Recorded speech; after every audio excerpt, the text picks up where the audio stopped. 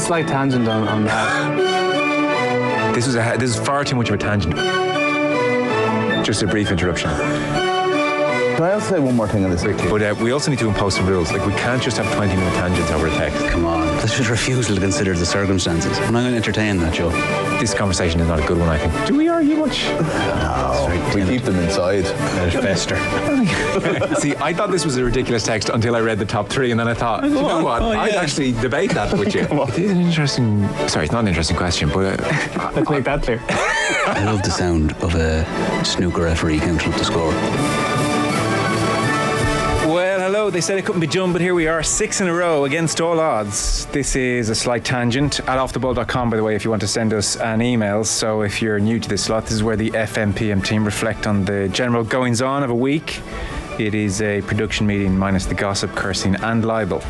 And to our great and pleasant surprise, lots of you keep emailing in talking points. And frankly, without them, not least based on our brief conversation today, we'd have nothing. Michael McCarthy, hello to you. Hiya. Dr. O'D, hello. Hi, Joe. And Will O'Callaghan, hello to you. Evening, lads. Someone gave out to us last week on YouTube, not to go all Will on it first minute in, but someone That is a line that comes out of your mouth more often than not. The comments, someone gave out to us on YouTube for suggesting that we'd had a production meeting, even though I think we said it was a 4-minute production meeting, because apparently that's not the point of this. I love when listeners tell you what the point of a segment is, by the way, but apparently we should just be coming in off the cuff. We can't do that. Do it an hour. I don't think we ever pretended to do that. I have to say, that's a misunderstanding of what we're doing. Let's face it, there should be a lot more preparation than there actually is. I think tonight might be pretty impromptu. So yeah, I've had a copy and pasting disaster. In copying and pasting terms, it's a tragedy what's happened. But we'll muster along. So some of your emails, which I thought were very good, we're not going to get to them now this evening, but I'll make them up. There are so many this week. Loads. Hard to get through, but in a good way. Yeah. Do you want to explain your copy and mistake here, Joe? What happened? It'd be very boring. I just have made a complete mess of things. I copied and pasted notes for Stephanie Meadow in instead, and now they're all the ones I'd picked are gone. It's a disaster. Were you like, a lot of questions for the tangent about the women's tour? What's going on here? Yeah, so look, let's face it, it's not going to be the biggest administrative error in the news this week. Oh my goodness! Topical satire. What? That's a reach, I have to say. I think that's kind of shit. Will I jump in and see where we go to? Yeah, sure, yeah. 6 in a row. Sure, we're coasting anyway. Cruising. We can have a week off. Bigger than Jesus. Yeah. Hi, Joe, Arthur, Mick and Will, LTST. Do you like your jobs? What a start. This is from Tig.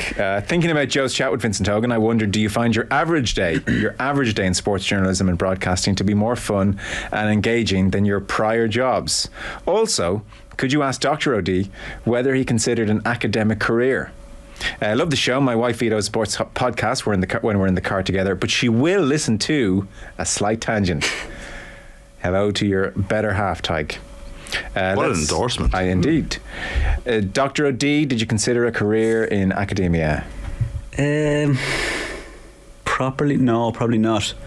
This wouldn't have been cut out for it.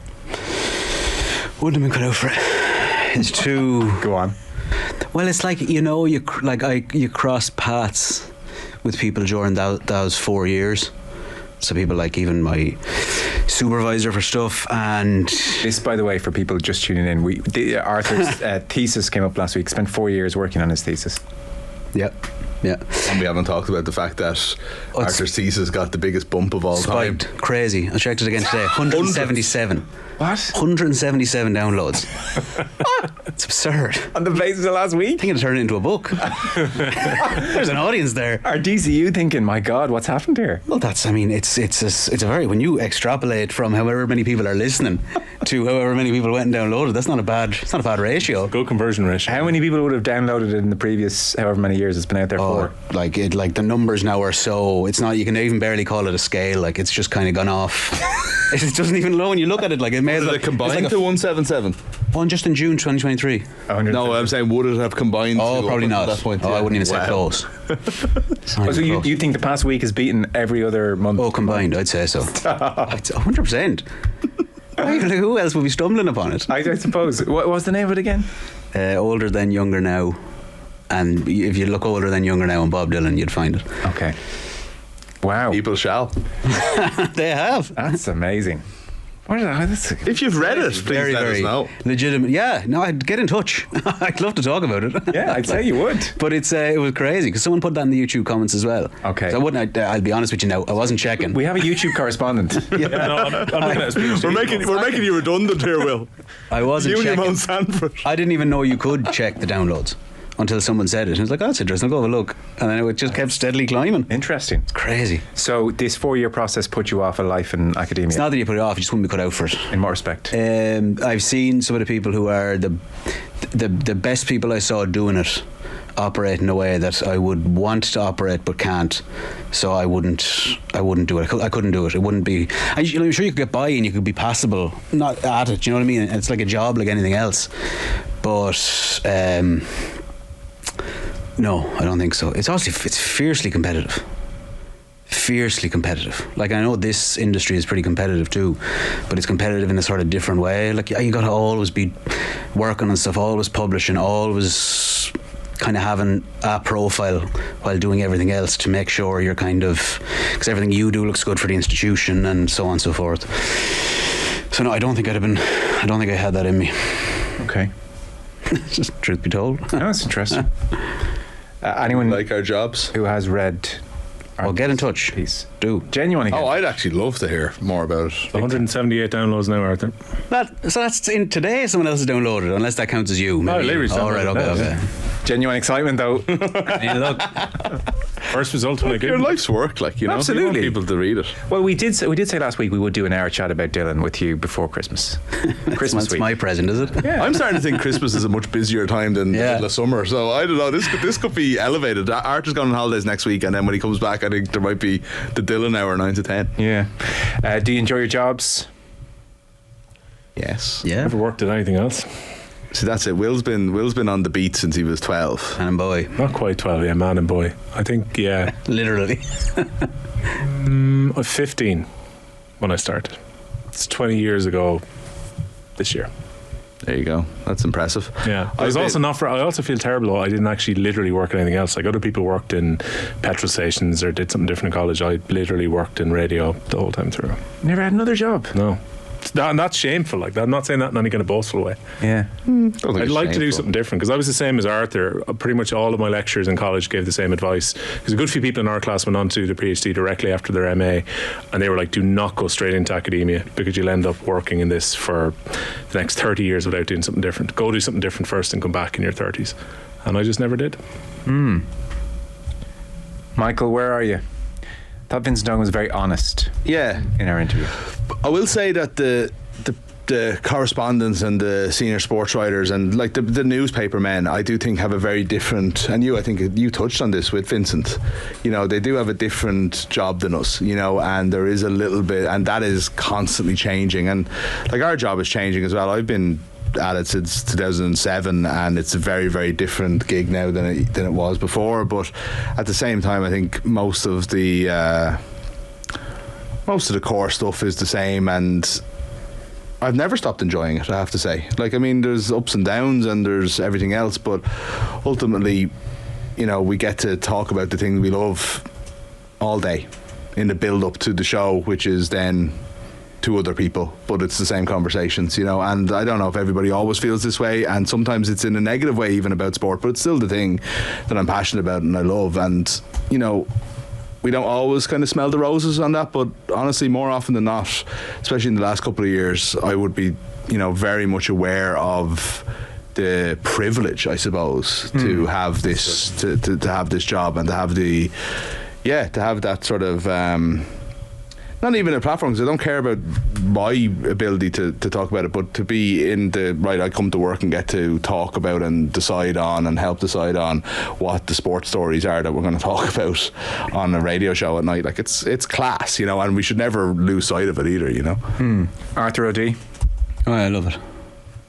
Yeah, I love it. Like Mick saying, like, there's always ups and downs, everything, and there's all just the kind of day-to-day stuff in any working environment. Like, but as a job, like, it's crazy. It's crazy that this is it. Like, and you do take it. It does take its Toll. It takes a toll. Like, It's no it's easier than any job. It's just that but it's your just like the passion, fact that you're getting to work towards something that you actually enjoy, and there's a tangible, you don't want to say product, but a tangible output from everything every day of what you do. Yeah, I like that about it too. There is that. Like, I think it must be tough to work on a project which is like years in the making, and you don't get that daily sense of good, bad, or indifferent. I must say, I'm shocked to hear, based on your general demeanours across the average day, that the three of you enjoy your work. This is not a vibe I'm picking up on.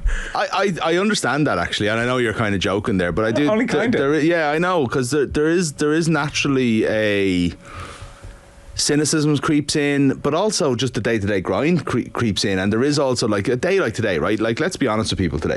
There's nothing to talk about today. Yeah, like, you know what I mean? Nightmare. So it's like, and there's some days like that where we will have something ready to go, and that'll define the show, and then there's other days when we don't, and you want something to crop up, and nothing really cropped up, and that doesn't make the day easy. So you're obviously not going to be going around going, "Hey guys, I'm so happy to be out off the ball tonight," because you're doing it every day. It's never going to be like that. But it doesn't mean that you're generally not happy going into work every day. And I just wouldn't want to be doing anything else, and I think us just reminding ourselves of that every now and then, I think is probably a helpful thing. Yes, well said. Donal in New No, Zealand. Joe, I know. Sorry, no. You skip entirely. I related. I found myself kind of like nodding along to a fair chunk of what Vincent said. I'm being honest. you weren't there in his golden day, in what he described as the golden era. The sense of preoccupation in your life. What would you rather be doing? The summer Sundays. Well, I don't know. Probably not much else, I suppose. I think on balance, I'm enjoying work massively at the moment, I have to say. Like, we've got a great thing going. Working on the show is just super. Couldn't be much better, I don't think. I'd say that my biggest... I love being on air still. I'd say the biggest drawbacks increasingly are the work you have to do to go on air, just the, oh God, I've got to prep and get on top of a million things. My biggest dislike would be, I would say borderline routinely, just because we're on air so much and we cover so many things, routinely going on air where I haven't had enough time to prepare for something the way I would like to. Yeah. Like there are a huge number of interviews where I'm like, as we're about to start, I'm like, oh jeez, I need another hour to get on top of this, but you've 5 minutes, so you don't do as good a job on it as you could do. So, I could see the appeal of a once or twice a week kind of a thing, I'd be the Sunday paper. Having meetings about meetings, as we hear about in some other organisations. A little bit, but preparing a bit better, ultimately, would be the point, as opposed to last minute talk. Like we do, we did a piece with Matt Slater later on. Like just the way it fell, basically no prep time the way I would have wanted. So that kind of, if that's happening routinely, that gets in on me a little bit. But I couldn't think of many things I'd want to do more, I suppose. And I tell you the thing about the job, nothing beats the good days here. Like if you do a good interview or you do a really good show and we're all high-fiving and see you tomorrow, like that's great. Yeah, it's a figurative high five. Yeah. Oh, I wouldn't touch anything. Yeah.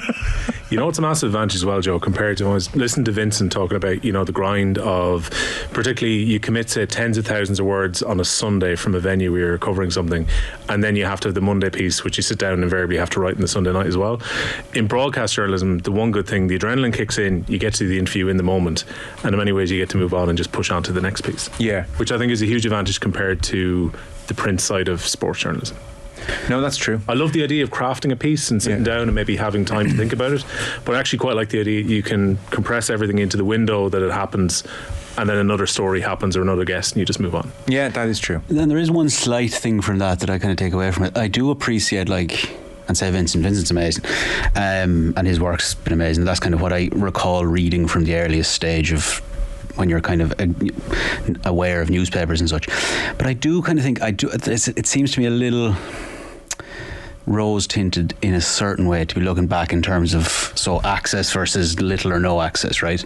I still think the fact that it wasn't like the majority of sports journalism, whatever, 30, 40 years ago, was astonishing because of the access that was there. Yeah. And I still think that great people, some people are doing amazing work then, and some people are doing amazing work now with no or little or no access because they have to, I suppose, fashion and work in a different way. It probably is less maybe it connects less because there isn't so much. People certainly are drawn in. So say as PC was talking about Jack Charlton, people will be drawn in by that, and if you don't have that hook there, it might be harder to get people in the door initially. But I still think some of the work being done is incredible in spite of that. Yes, I agree. That people do find new ways around it as such. There's also trade-offs. Like they've got massive technological advantages over, like, 30, 40 years ago. They've got massive research advantages, like they've like think about that. Think about you're writing a piece like on the past and all, how hard it would have been to find the details and to how much of it was probably committed to memory that doesn't need to be there anymore. I found it like when you were going through even things for the newspaper archive, the thought that you'd have to go into the library every day or whatever to kind of get that and search through it in a hope, as opposed to like 3-minute search and you're like, it's there, it isn't. I do think one of the great things about this job is what we're doing right now, which is having a very focused conversation, which, well, I was about to say has our full attention. Mick's on his phone. Yeah, he's gone. But in the main, it's a very real, like, red light goes on and we're all really talking to each other in this very kind of visceral way. It's amazing. It doesn't really I don't have kind of such intense conversations in my life as I do in this room. Are you more aware of the people on TV or radio? Obviously there's a lot more on TV, just judging by the matches you're doing, but are you more aware of being watched when you're being watched or listened to? You get a lot more vitriol and criticism and nasty comments here. All right. Oh. Okay. And on TV I don't. Oh. Yeah. Why is that? Don't know. Guess we're very exposed to the internet. I suppose so. There's a fairly nasty quotient on there, so. Yeah. So I'd be sometimes conscious here saying something and I would think, it's going to be seized upon. Not in a check letter. Yeah. Far less than when there's 500,000 people watching an Ireland game on TV. 1 million people on TV. People. No. Sorry, I wasn't going to undersell Virgin Media's audience. But, Unbelievable. Far less so. You'd rarely get a negative comment with the TV, funny enough. Interesting. It is, yeah. I would have anticipated it being the opposite way when I started, but... I would have thought so too. But then again, I don't know. A lot of conversations, like it seems to happen when I bump into people now, is about things that they hear on the radio. There seems to be far more they're likely to actually interact with in a way, maybe more so than like a really big game where you're tuning in to watch how Ireland are going to get on. So unless something crazy happens on the panel, they'll move on. The panel is irrelevant in many ways. Essential. And, make sure you tune in plenty of time. Don't just turn up at kick-off time. Hi again, team. By the way, this is another New Zealand emailer, just to draw a line under Bob Dylan and everything. I only singled out Arthur as Dr. O.D. in the opening line last week because 1, I hoped it would have more of a chance of being read, and 2, I hoped it might send you down some form of a tangent, as they are the best parts of the segment. 3, anyone mad enough to do a PhD deserves to be called by their proper title. I'm not a crazy psychotic fan of Arthur or anything like that. He doesn't need to worry you at all. All of you make for a brilliant listen, and let's be honest, there's no show like a Joe show. Well, there is one other, but anyway.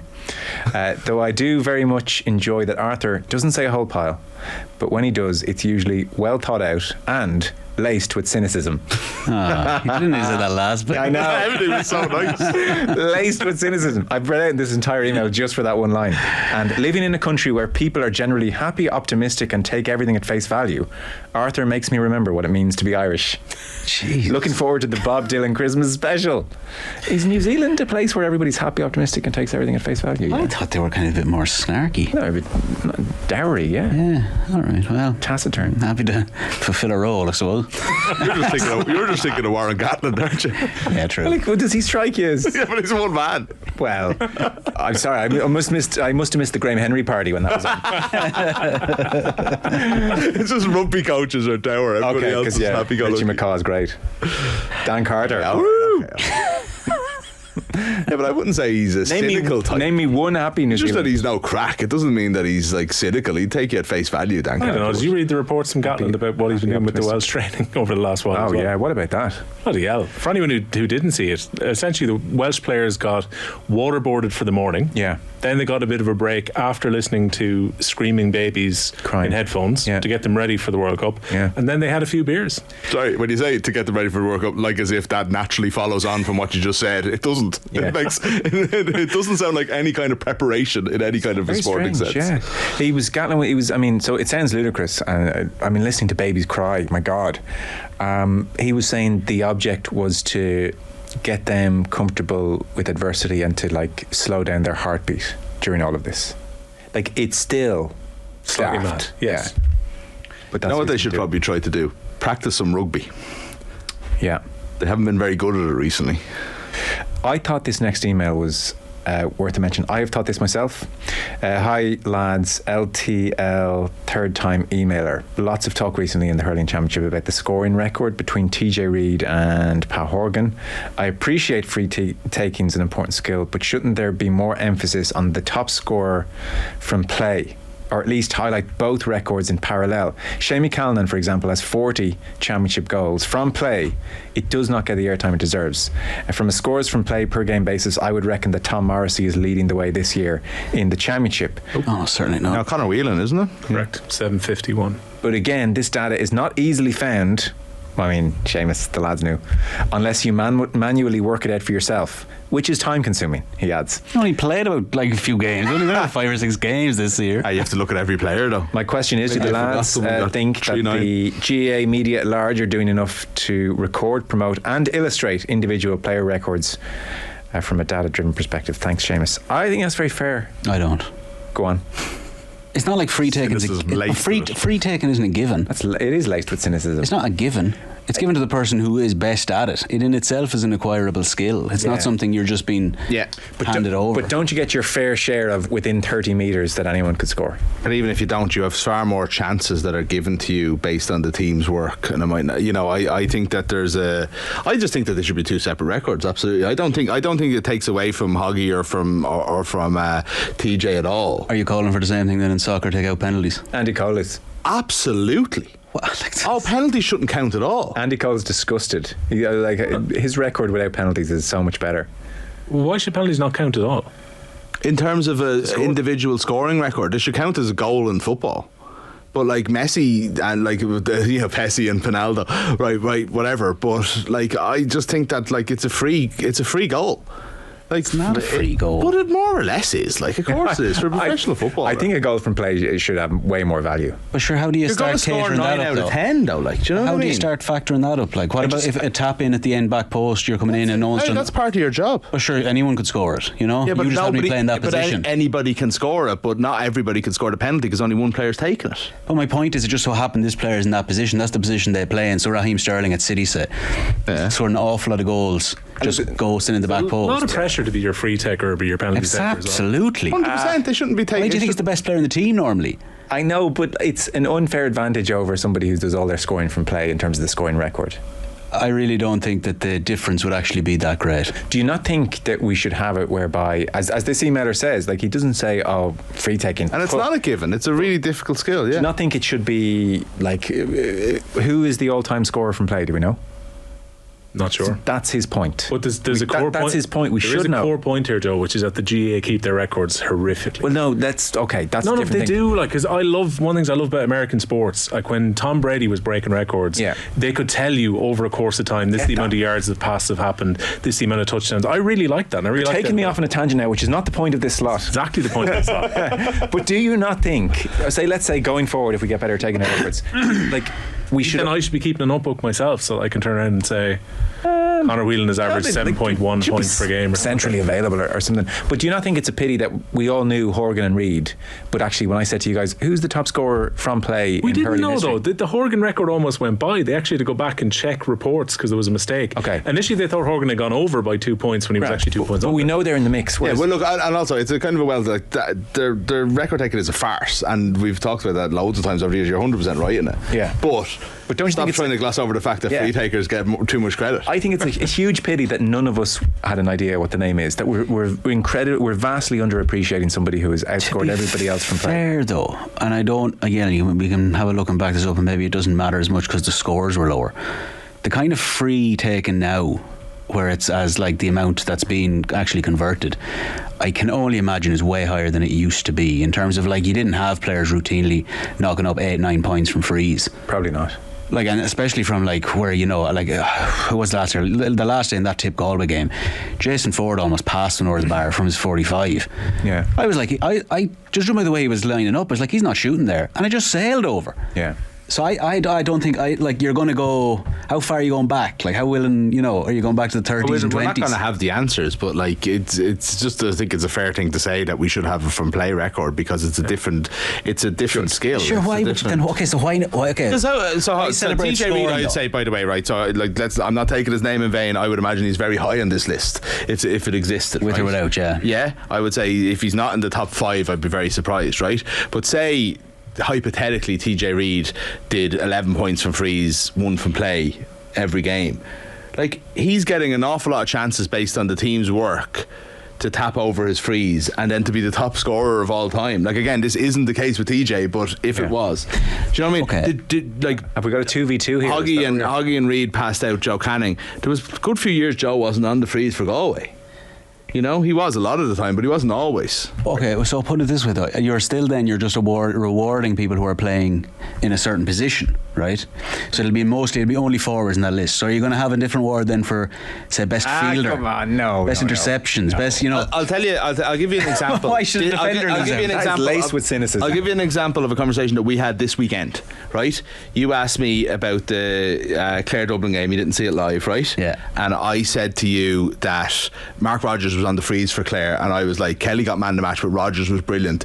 He got 111, and I just like immediately was like, only 5 of them were from frees. He got 1-6, and that was my translation. My translation was he scored 1-6. Every single match report you read, when it has the scoring part at the end, and it's the top scorer, and then they have in brackets 8 of the 9 were from frees, and you go and look and see who the real top scorer was. I guarantee you, if you looked at that and it was like none of the 9 were from frees, you'd be like, my God, 9 from play. Yeah, well, obviously, I mean that's the point we're making in broader terms. That's so rare. That doesn't really happen. But all the more reason why we should other celebrate. Players are there; they can do that. All the more reason we should celebrate the top scorers from play as much as we will fate. But people do. Like people, what did Flanagan get in the Munster final last year? Who's the all-time top scorer in hurling history? Who cares? From play. From play. None of us have a clue. I'd still say TJ Reid's up there. I know, but we don't know. Yeah. That's the point. We should know. Sure, we don't. Who's the record appearance holder? Oh, I can tell you that. Do you know what I mean? I don't have a breeze. Like, come here. What? I'll give you another thing though, right? Because we were talking with Nash about these records, and he on Friday with Ger, and he was talking about how good a thing it is, and how like Horgan and Reid should be celebrated more, and they shouldn't be made feel like they're not, like they shouldn't celebrate this or be proud of it. And I think that was a really interesting thing. But I've completely forgotten. He also said anyone who underestimated frees is crazy. To the point, because it's not a formality. Do you guys want to have a guess who has made the most appearances in the championship? Can't keep track of this conversation. Go on. TJ Reid. I'm telling you, he's got them all. This is what I was going to ask. So if we're taking frees off people, I'm not taking them off. What about if you play in the Leinster Championship and you've got an extra game every year and you play against Westmeath? And nothing we can do about that. All right. At a certain point, there's nothing we can do. You don't take the scores off from the Liechtenstein. No, the goal difference against Liechtenstein doesn't count. This isn't like Henrik Lawrenson having to score 100 goals to be like top of the weighted at 1.5 a game. No. What a good one. God. We got to go for an break. Back in 1 sec. Off the ball on News Talk. You're welcome back. This is a slight tangent. There's an email that we don't need to dwell on, but I just think it's worth briefly mentioning. I suspect everybody's in agreement with this, and yet we're stuck in the same place. This is from Jojo. Apologies for the back-to-back emails. I'll be honest, Jojo, I hadn't seen your first one, so don't worry about it. Could you please use your platform as the biggest show on radio? Biggest show on radio? I don't know now. I'm not sure about that, but to highlight the ridiculous volume of the Lansdowne PA system. I know it gets discussed on the news round every time you're live from the stadium, but pressure needs to be kept on the organisers year round to lower the volume. I really don't understand their excuse for having it so loud. The safety announcements instructions are read out by a different guy in a low, hushed voice. That sounds a bit odd. I've been at plenty of stadiums around the world. Nowhere comes close to the decibel level of Lansdowne, with the exception of Oriel Park, says Jojo. Oriel Park, random thing. I couldn't agree more. It's a disgrace. Can I say something on that? It's a disgrace, Michael. I think it's the last vestige of British rule on this island. No, but that's a joke, obviously. But I think it comes down to an inferiority complex. I feel like that we don't trust our fans to generate atmospheres. I feel like there's always this sort of like need to make events out of sport by people. I don't know whether they don't understand sport or they don't trust sports fans. And I think that's for me what that comes down to is this sort of eventicizing matches, you know, and in make Croke Park. Yeah, absolutely. I think it's actually a forward. bit of an Irish thing, I have to say. Yeah, It has the opposite effect as well. It means that an atmosphere can't kind of naturally grow ahead of a game because it gets so noisy you can barely even have a conversation to the person beside you before the game starts. You're just blown out by the music. Takes all excitement out as well, doesn't it? Yeah, It's a real fake atmosphere as well. Yeah, I couldn't agree more. I mean, it's madness. How are we going to push this agenda on? I don't know. Every time we do a news round there before a game, we make the point that it's ludicrous. And I often, because we're at the very bottom of a stand, height-wise, so we're like looking over the railings, and I will often turn around and look at everybody behind me, the 50 rows behind us in the upper tier, and everybody's miserable. No one's talking. It's just too loud to be bothered. It's like being in a nightclub and you're I've given up doing the fake nods that I can understand what you're saying. I'm just going to sit in silence, you know. It's an atmosphere killer. Probably told you this one before, Joe, but the two that really killed me were two games I covered during COVID. Dundalk versus KI, where there was maybe 60 people in the entire stadium, including delegates, the players and the press, and the music was still up at 11 on that night. And Leinster against Saracens, empty quarter-final of the Champions Cup a couple of years ago. Again, all of the music you'd hear if there was 50,000 in the stadium was going out at full volume. Yeah. Pointless, literally pointless in an empty stadium. Yeah. Rob has, we mentioned this before from time to time, so I'll just read it again relatively briefly. Dear OTB, love the show and the AST slot. As I watched the first half of the Republic of Ireland Zambia, it's difficult to separate the match from the hyper empathy shown by the commentators to the Irish players. It's only my very average opinion, but this format of excusing commentary regularly featured in women's sports coverage completely demeans the quality, effort and talent on show. To appreciate the excellence, you have to be honest about the errors and so on. I realise there may be an editorial challenge not to be overly harsh in a growing sport, but the lack of any debate about underperformance, whether it be the first half versus Zambia, the Six Nations, etc., can't be good for credibility of the competition, thus hindering the growth of women's coverage. Would love to get your thoughts on this tightrope, and if there is a need for a more honest appraisal of performance at times. All the best, especially to the girls in green in Oz. Thanks, Rob. It's an interesting email. It is something we've talked about before. I'm not sure about it in that instance, though. Because we had mostly listening here, because we had Nathan and Kathleen were out at it, and they couldn't but kind of stress how this has been bad. Okay. It's like this has been bad, and I don't know if I'm imagining it, but I know from walking in and out, because George Hamilton was doing it on RTE, and I don't know who he was with, but I still do remember them in the first half. Kind of, there was a bit of an exasperated tone to it. Okay. I don't think there was any excuses being made. It was also a World Cup warm-up game. I mean, there's a generally festival atmosphere to those things. Nobody's picking apart the team. So if they were doing any criticism at all, it's probably more than you'd usually get from a game like that. I thought it was a touch generous, I have to say, the TV commentary. Okay, I didn't hear all of it, so I won't. Some of the mistakes I just thought were really bad pieces of play beneath the standard required, and I didn't feel they were being picked up upon or talked about, or they were given a very generous slant. I mean, yeah, was my sense in certain instances, but it's not across the board. And I think got female players would be the first to say, don't patronise us. Is it more down to, I think, just I don't know about thing like I don't know, is it necessarily gendered insofar as how people relate to the team? So if you think a lot of the coverage, like if Stephen Kenny was someone else, if say this was Mick McCarthy's team, and the results were the results, or whatever, someone more maligned necessarily, then Stephen Kenny's got his fair share of supporters, you'd say. I do feel that the coverage of him and of that team is more favourable. Now maybe it's just the circumstances, but I definitely don't think it's been handled in the default way that these results would be handled in previous eras after 3 years. Not a hope. Maybe I think there's been an allowance there for a period of transition under Kenny. Yeah. Everything's viewed through that prism. And it's not that the same then if it comes down to I suppose this particular, the Ireland women's team, insofar as well, the circumstances. So it's a World Cup warm-up game. This team they're completely different to any other team that's come before them in terms of what they've achieved, in terms of how well they're known. I really don't think they're given.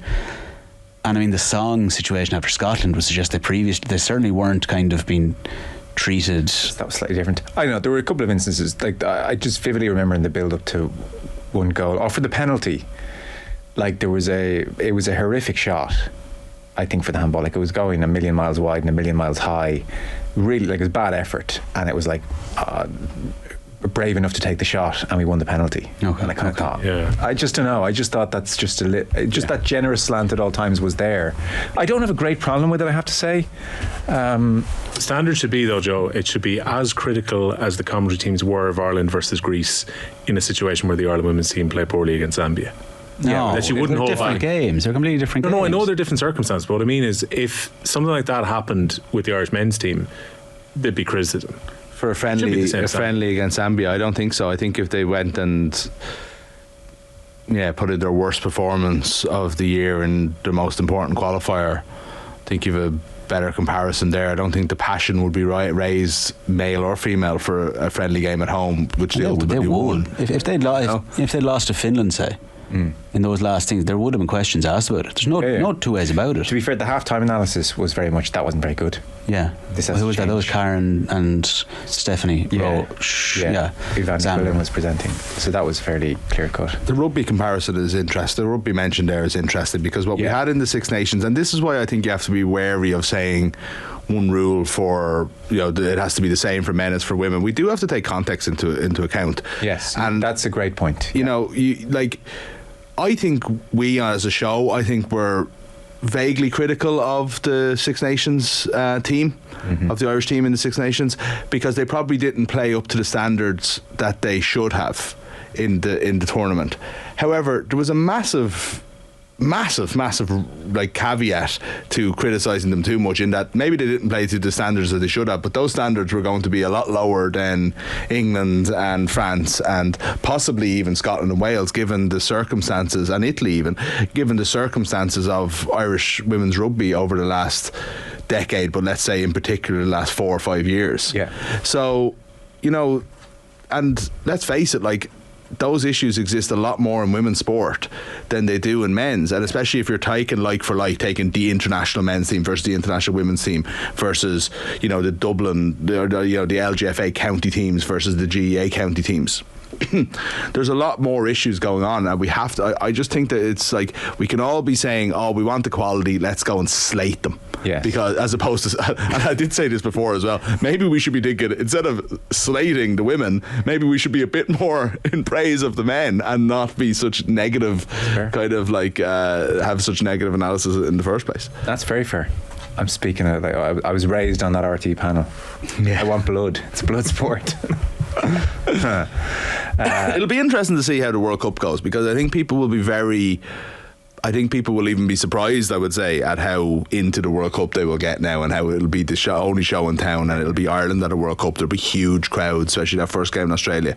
And if Ireland do massively underperform, and I hope that we never find this out, I'd be surprised actually if people don't get kind of on them a little bit, and look, it's not what we want to see, and again, I hope this opportunity doesn't arise, but if it does, I think you'll be surprised at how much people will treat it just as football. You'll be waiting. I certainly will. I do think you're right, though. I do think if they were, an Ireland at Euro 2012 type situation panned out here, it would be. They wouldn't be long knowing about it. Well, you see, funny, that's one where we have to see the performances and we'll cross the bridge. As much as I did sort of see where the emailer was coming from on the Zambia performance, because I just thought at times in the first half it was really poor and maybe was given a very generous assessment of each individual moment. I do think with the World Cup there is a real degree now of any kind of reasonable account of themselves is fine by me, because it's such an achievement to get there. So I'm almost less inclined for them. It is different. Reasonable account though. What is a reasonable account? If they lost every game? No, it's all about performances. Let's not be worried about results. That's but it's about how they play. And, Okay. No, I'm saying this is the lowest bar for non-criticism. That's we're getting out of the group. Joe and Co. We'll try and keep this short. Given it's already a saturated market, how do we think a Netflix series on hurling would do? Obviously a success in Ireland, but internationally. Also names for it: hurling, get the puck out; hurling, the puck of the Irish. Love the segment. Here's hoping for 7 in a row. Cheers. Oh, it's not going to happen. Unless we just replace Arthur. Would hurling? Oh, you're on holidays next week? Yeah. There was no 7 in a row. Replace me, just like that. Well, it's sub in, Christ. Sure, anyone can take frees, Arthur. Just get some cynical types Just to get come the in. cynical corner over Guys, there. what does that make me? Does that make me Jim Gavin? You're going to get in Dizzy Farrell. Oh yeah, that's true. He bow out after 6. It was too good. Hurling's a funny one. Would it be a success? It's hard to know. I don't think so. I remember one time like seeing like the ESPYs, which I think is over the top and not great, but it is a show of what you can do with like a sports awards thing, you know, and have a bit of fun with it and make it a TV show, right? And I remember that same year going to the All-Stars in the convention centre and thinking, this is what I'd been gung-ho on, like, RT are missing a trick, they should be doing this. And then listening to the interviews that night, and it's like these guys afraid to take credit for the fact that they've won an All-Star. Afraid, you won the All-Ireland and you were Player of the Year and you scored 942 in every match. Sure, look, you know, the ball just broke. You know, like we got lucky, and sure, look, we'll be back training tomorrow. We'll hope we get. We'll have to improve. We want to win next year. It's like there's no culture of bombast in GA, and especially not in hurling, and it needs just like don't know characters. No, it just needs characters like that I don't know would come out in a documentary. I think you'd have some fascinating bits and some fascinating like real stories that would come out if they follow people for a year, but I don't know if we'd have that character to grab the attention. There's also something interesting which we don't have time to tease apart properly now, but there is something pretty interesting in the fact that the greatest sport in the world ever played by any man, Anthony Daly, can't spread beyond like a few counties. If it's that good, that's because we do well if this documentary is watched. Keeping it down, you know. But you know, so it's going to go global. Well, jeez, yeah, but I wouldn't even think that'd be the aim. It wouldn't go global. No, it wouldn't be. It would just tell the story. It wouldn't mean people are going to be starting to watch the first round of the championship in America next year, you know. Oh God, we'll probably get that niche market on Netflix where people will watch a sport that they haven't seen before. But the problem is you'd love to have something like, say, the Westmeath documentary or the Galway football documentary where you get warts and all and maybe things going wrong during the season. I just don't think any county team would allow the cameras in for that. No. And for the story to be interesting enough. You'd have to say to them, look, you're going to get the All-Stars type characters in the main, but visually over a 2 or 3 parter, I mean, this could be a feast for the eyes. Yeah. Get the right cameras in there, catch the right games, in the right moments. 30 odd cameras. Just slow motion us to death. Do you remember the documentary they did for the anniversary, or whatever anniversary it was, 125th, wasn't it? And they did Our Game or something like that. It was the game, yes, great. The game, and it was brilliant. It was really good, but it was more in the style of a Ken Burns style documentary than it was in the style of a Netflix kind of fly on the wall. And I think hurling's story and the romanticism of it might be better suited to that than it is to a kind of a everyday dressing room piece. We kind of had an obsession as well, Joe, about how it was perceived before. Remember when hurling first went on Sky Sports, everyone went on Twitter to see what the English would think of it. It never really sustained that audience. Joey Barton liked it. Yeah, a few people here and there, but it never took off in the way that maybe the GA would have imagined it could have. Yeah, true. I want a thing, you know what I want? A high-end documentary made out of Dennis Walsh's book. Was that the Revolution years? Go and make a thing, because all that footage is there. Imagine that, like imagine a 4 or 5 parter with that. Yeah. And you're working through each team and you get all those people, like, again, you're like, most of them will still be there, but why, like, because that's now, I suppose it's coming up on, you know, it's increasingly 30 or so years ago, that it's like, but I just don't think that's a story people get tired of. No, I really and every don't think county so. is involved as well. Yeah. You know, you have Kerry beating Waterford in it, like, you know, and that's their moment, and then Waterford come back later in the decade. Like, it's got every single county that play hurling involved in it. Yeah. Except maybe Dublin. They're not really a part of that story, are they? If we were going to do 7 in a row, who would you vote as your stand-in next week? I'll get back to you. I don't know off the top of my head. Who's around? Would you put someone bad in so you're not replaced? No, I have enough confidence in myself. I'll back myself to get back in. Buig must be due a second appearance, is he? Itching to get in, I'd say. Yeah. Buig, if you're listening, text me there. I'll book you in for next Tuesday. Dave McIntyre might fancy it, you know. No, Good not all-rounder. That's he's too good of an all-rounder. Don't do that. We just take Don't Buig. big time That's me. a big column. Don't big time me. Can't bring in. That's not good. Oh no. That would make him Jim Gavin. I'm now Pat Gilroy. I don't want that. That might find work. Either way, you're an All-Ireland winner, though. Yeah. Is Kenny on holidays? I don't know if God, like The people have always wanted it. I just Joe's having a panic attack. we're not doing it live. Jamie and Salins, long time listener, first time emailer. With the football season officially over, I'm just curious what podcasts you listen to that aren't sport related. Most of mine are all sports related, so I'm just wondering if you had any recommendations. It's interesting that the football season necessarily leaves a hole in your podcasting life. GAA, Jamie. It's like, we've got Hurling Pod, Football Pod. GAA country. Not a League of Ireland fan, but I like Thing Inner Time on BBC is amazing. Yes. It's unbelievable. Melvin Bragg still still going knocking strong. him out. What a man, wow. Yeah, absolutely. Fresh air, very nice. Very nice. Where can you get that? You can't get that on Spotify, can you? Get it on Apple. Oh, yeah. There is an interview that Fresh Air did, Terry Gross and the guy from Kiss. What's his name? The guy, Kiss. Simmons. Yeah. Gene Simmons. Gene Simmons. Yeah. I would recommend anyone, this is from the 90s. All right. It's on YouTube. Listen to Terry Gross's interview with Gene Simmons on YouTube. Let's discuss again. Okay. Who's your favourite interviewer? Doesn't go well. Who's your favourite interviewer? Not a meeting of minds. Do you know who's become a bloody great interviewer in his latter years? Unexpectedly, is Howard Stern. Okay. Phenomenal interviewer now.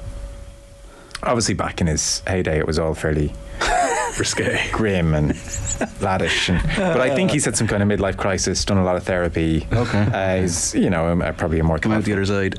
To an extent. I mean, I'm not going to vouch for everything about Howard Stern.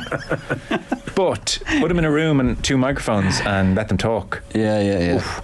Like, he even made Hillary Clinton outstandingly entertaining, interesting, brilliant. Got loads out of her. So he'd be up there as an interviewer. I'm just giving you I could say Parkinson, but you know what I mean. No. Give you someone Was Parkinson that good an interviewer, or was it just like... Yeah, I don't know what you mean. He put people at ease and all, and there was a great vibe to his show, but as an interviewer, was he actually getting everything out of people, or is he just a really good talk show host? That's a good question. There's 2 different things, I think. Yeah, it is a good question. What other podcasts? He would ask... Sorry. To be fair... Sorry, yes. He's thinking about Parkinson. Parkinson. Oh, I'd rather hear this. I was going to say, to be fair to him, in that whole thing of, rule number 1, don't be boring, like, he would ask risque questions. Yeah.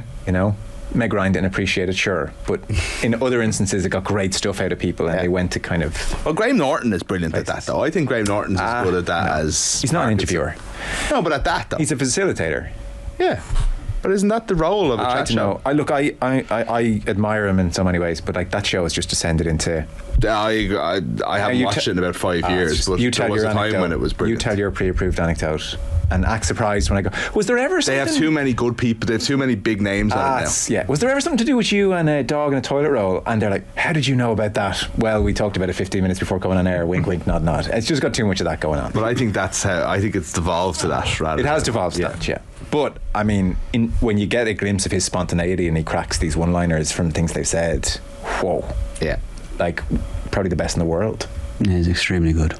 And I think he's selling himself short by not interviewing people and trusting himself to like just go out there a little bit less. It's because they've got the biggest names, so it's like, right, like whoever is the big star is coming over for their one TV appearance in the UK, and it's right, okay, here's they're all American, so they have to have their preset questions. You can't get away with just doing an interview with someone anymore, But to be fair to him, I don't like 7, 8, 9 years ago, it was some of the greatest TV. You were like, how's this happening? How do they have these people on the couch together? Sorry, podcasts. I don't know. I just look through there. I'm ashamed of how much is sport out. One I love actually, and I saved them up, and I only listen to the ones that I know, is the rewatchables, which Bill Simmons does with a couple of other ringer guys, and it's a sort of there's a kind of an A team, and then there's a few other kind of ringer staffers that'll pop on, but they'll pick a film, usually 80s and 90s, that they know all about, and they'll do an hour and a half on it. With all kinds of categories and different things, and it is Arthur listens to it as well. I know when I know the film well, it's as good as it gets when you see that popping up in your feed. Okay, you're like, oh, it's going to be good, and you jump in, and it's brilliant. It's as good as a film, especially an old film podcast, as you get. Like if you want new stuff, I still think the Kermode and Mayo stuff they've gone out on their own. They're not on the BBC anymore, and actually their stuff is better for it in much the same format, but it's just slightly better. It's a little bit less restrained, and that's still really good there every Friday. So that's just movie side of things anyway. Who do you think is a great interviewer? Joe Molloy. Yeah, I mean, present company excluded. Really? Who is a great interviewer? I don't know. I'd have to think about it. Unless someone's completely kind of slipping my mind. But like for in long form type interview like that. Yeah, podcast form, I mean. Like I do like Mark Marins. I find him to be quite engaging with people. Yeah. His one with Tommy Tiernan's very good. No, I didn't love that, I have to say. No, I thought that he was looking for some paddy whackery, and I didn't think they were ever on the same page. I thought Tommy tried to drag him to interesting places, which is it's usually the way around. Yeah. Exactly. Yeah. No, but I do think Marin is generally very good. Actually, what he did with Tommy actually is something that usually works. In that I go, oh God, I'm almost awkward here, and then the person bears their soul out of nowhere, when you kind of don't expect it to happen. So that's probably a good sign. I must say, I still am not over the loss of Kirsty Young from Desert Island Discs. Oh, sorry, yeah, that's a great shout. I'll never get over it. No, she's amazing. Makes point of the clock there. Will, do you want to give us one that's not the hurling pod? Yeah. Non-sport. That's a great one. Hardcore History's one, Dan Carlin, always listen to. Kind of like when you dig into 15-20 hours on a piece. Okay. Which is a long listen. And two, they're kind of not quite sport-based, but I do listen to them because there's that wrestling interest side of things for me. OSW Review and A Podcast. So many podcasts. I feel like I've heard of them all. I haven't heard any of them. Dave McWilliams is a great podcast, by the way. Just to say, his recent interview with David Brooks is top. Do you hear that? No. Oh, it's about the soul of America. Those things are just so good. I'd still throw on Eamon Dunphy plenty. The Daily, when you want to get on top of something. I can't make up my mind on the rest of politics. Alistair Campbell keeps telling me he needs Boris Johnson to go away, but won't stop talking about him at the same time. Yeah. Revisionist History, Malcolm Gladwell's podcast, which comes in series, and he does it over a team, is pretty good. And there's a few more kind of like that ones that Slate do a thing that it's very American, so you'd want to be into it, called Slow Burn, and the first season is about Watergate, and it's like 8-9 episodes on the full Watergate story, and they've done, I think they're on season 7 now, and they've all different topics, but some of them are fantastic. You put me on to Revisionist History. I enjoyed the first two series much more than the recent ones. Yeah, he's run out of stuff. It's like, it's like, let's do a live podcast with two mates of mine who are actually researchers on the show, and you're just there going, Malcolm, you're cheating here slightly. Yeah, I've overindulged. I've given up on all the I don't specifically mean him, because he doesn't just do this, but like that Diary of a CEO type stuff of just listening to people who are CEOs talking about getting up at 6 a.m. and meditating and like their morning routine and all of that don't stuff. Care about he doesn't do basics. any of this stuff. You don't care about your world-class basics. Yeah, exactly. All of that whole kind of wellness infiltrating podcast stuff is just very off-putting lately. Not very inspiring, really, is it? No. Like, I listen to podcasts often to switch off, not to go, hey, I should be getting up an hour earlier. Yeah, Making my life more miserable. Yeah. I'll have a think. I haven't offered anything too. The New Yorker one, the New York Radio Hour, is pretty good. Yeah. Kind of sporadic as well. David Remnick's a decent interviewer. He is. Yeah, he's very good. He's got a great tone of voice. Yeah. Very late here, folks. Okay. Gotta go. Bye-bye.